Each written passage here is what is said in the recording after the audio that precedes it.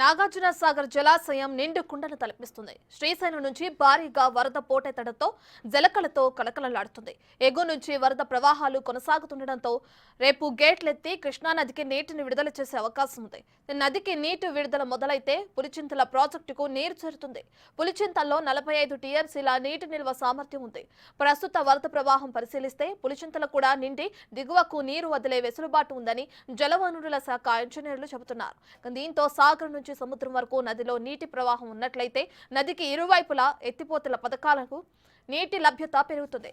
దీంతో నదీ తీర గ్రామాల్లో భూగర్భ జలాలు వృద్ధి చెందుతాయి. ఉమ్మడి గుంటూరు జిల్లాలో సాగు మొత్తం కృష్ణానదిపై ఉన్న ప్రాజెక్టులపై ఆధారపడి ఉంది. ఈ నేపథ్యంలో సాగర్ జలాశయం నిండడంతో ఏడాది సాగునీటి భరోసా లభించింది.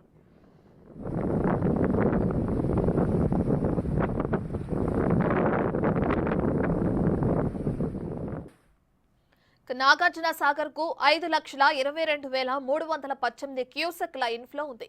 36,750 క్యూసెక్కులను దిగువకు విడుదల చేస్తున్నారు.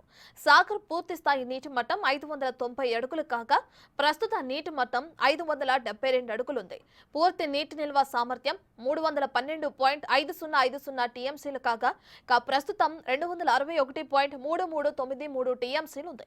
నాగార్జున సాగర్ జల విద్యుత్ కేంద్రంలో విద్యుత్ ఉత్పత్తి కొనసాగుతుంది.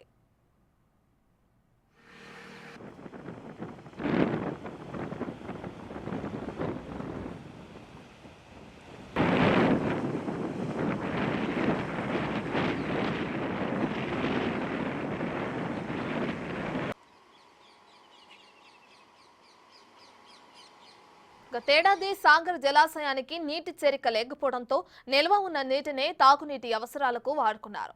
దీంతో సాగర్ కాలువలకు నీటి విడుదల లేక ఆయకట్టు రైతులు తీవ్ర ఇబ్బందులు పడ్డారు. కాలువల కింద సాగు చేసిన మిర్చి పంటను రక్షించుకోవడానికి కిలోమీటర్ల దూరం నుంచి ట్యాంకర్ల ద్వారా నీటిని తెచ్చి పంటను కాపాడుకున్నారు. దీంతో రైతులకు సాగునీటి ఖర్చు తడిసి మోపెడైంది.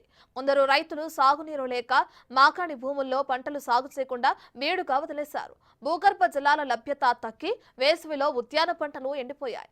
కృష్ణా పశ్చిమ డెల్టాలోనూ సాగునీటి కష్టాలు తప్పలేదు.